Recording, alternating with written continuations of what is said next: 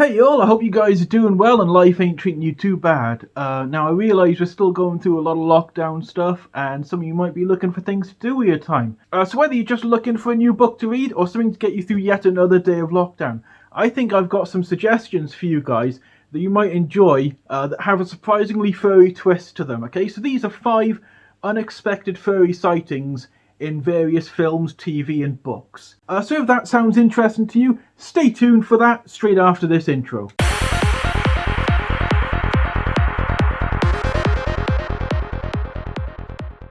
Okay, so coming in at number 5 is a character called Taana from the TV show Star Trek Lower Decks. So you all may remember the old Star Trek TV animated series from way back in the 70s. And if you do remember that, you may remember the curvaceous Caitian lioness, Merez, who manned the comms station and went on various adventures. And at one point even had a little fling with Scotty. And for years I thought that would be the only time we see that species, other than that one incident with Kirk and Spock's brother. But I'm guessing I'm wrong, because with this new animated TV series, Star Trek Lower Decks, comes a new doctor, and that new doctor happens to be one of these Caitians. However, unlike the swaying hips and short skirts of the Kirk era Merez, Taana is cynical and full of snappy comebacks. She is a completely different cat.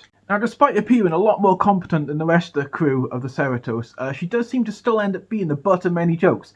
Many of them about, her being a cat or leaving cat fur on chairs, or things along those lines. And on more than one occasion you do hear crewmen refer to her as just a cat in a coat. Now my favourite moment with Taana is when the Cerritos is being boarded by aliens and she goes to attack one, but before she does, she lets out a very cat-like hiss. And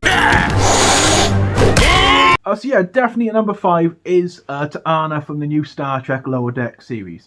Now coming in at number 4 is a character that I only found out about earlier today.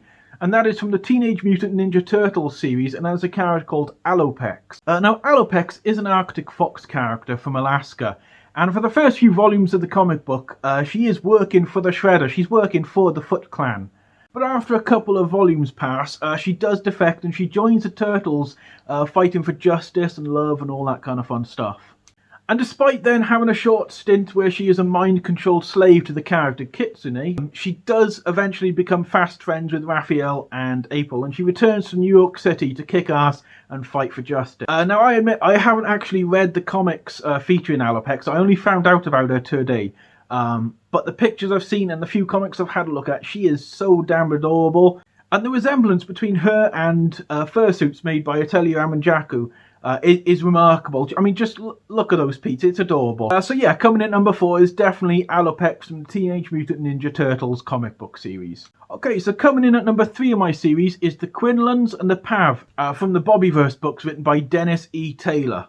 Okay, so these are actually 2 separate species. The first one I'm going to address are the Pav. Now, the Pav are a meerkat-like species from a Victorian-era planet. Now, at the start, their technology base is roughly equivalent to our Victorian era, so they don't have spaceships at this point. But after being rescued by the Bobs and taken to another planet to escape certain destruction, they do eventually achieve spaceflight through buying the technology from the Bobs. And while they start as really adorable and cute species with funny eating habits and that kind of thing, by the end of it they are a militaristic and quite aggressive species that are possibly threatening the Bobs and humanity. Now the other species featured in the Bobbyverse books that I think qualify as furries are the Quinlans. Now the Quinlans are a strange species that live on a ring world orbiting their sun because they killed their planet. And they are described as being kind of a mixture between an otter and a beaver, with a cute little duck bill, short cute little arms and all that kind of stuff. One of the big things that's repeated throughout the books is that they are very, very prone to scuffles over the slightest things. I mean, one of the characters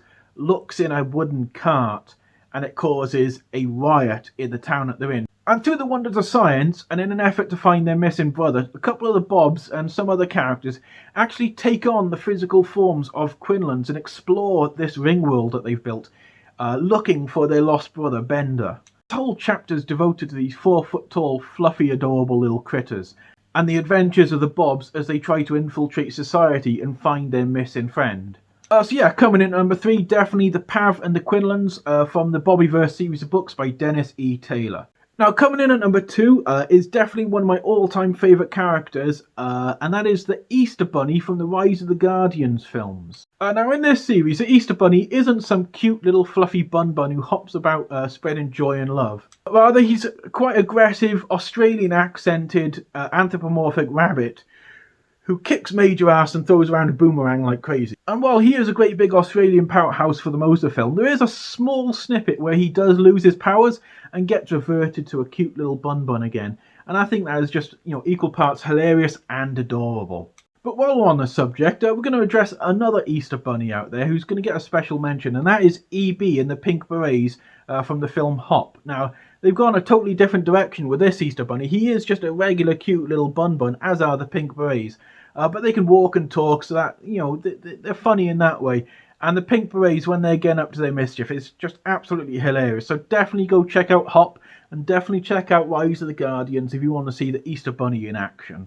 Okay, so coming in at top position, my absolute favourite is most definitely Admiral T'Challa from the Expeditionary Force book series.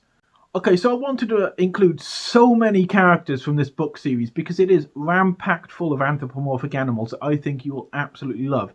Even though it's based around humans and fighting off alien invasions, there's just so many of them, from the lovable hamsters right up to the murderous rotten kitties.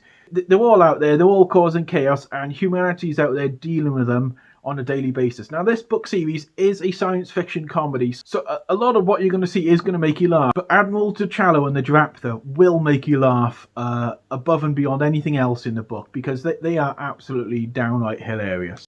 So the Giraptha are written as a species of 6-foot-tall armoured beetles that are pretty technologically advanced and have a really bad habit of gambling on absolutely everything they can see. They will gamble on what time the captain wakes up in the morning. They'll gamble on how many ships they kill in a battle. They will gamble on absolutely everything, which is why they're lovably referred to as the gambling beetles. Now, while the species as a whole is quite underhanded, cunning, and always looking for action, Admiral T'Challa takes it to an absolute new level. Now, his flagship in the Giraptha home fleet is a ship called I Am Aching to Give Somebody a Beatdown, and today is looking to be your lucky day. That is the name of his ship, that whole thing, but it's commonly known as the Beatdown for short, just to keep it easier for readers. The Admiral flies around in the Beatdown, generally giving beatdowns to little green pinheads all day and helping a group of humans called the Mavericks who have been trapped on a hamster world for the last few years. And while he tries to keep a serious military approach to his career, there have been occasions where he has gone a little bit crazy, like when he found out about fantasy football. Now, like I said, the Giraptha are obsessed with gambling, any type of gambling. And when they found out that people bet on made-up football teams, boy did they go wild. Admiral T'Challa traded military assistance from the Giraptha to the Mavericks just to learn about fantasy football, just to get the basic details.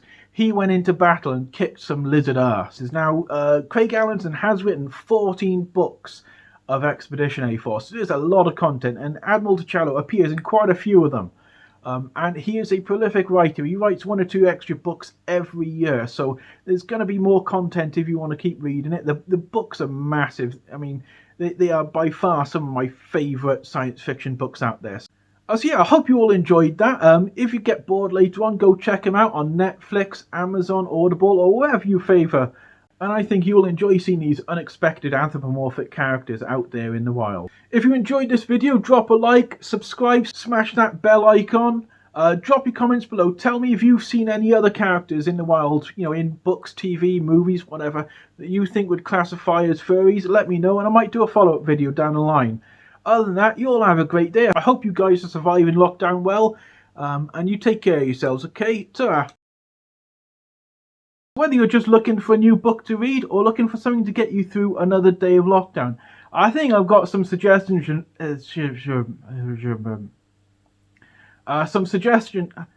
Fuck's sake. Or Catians? Fuck's sake, who knows? And that is from the Teenage Mutant Ninja smash that net.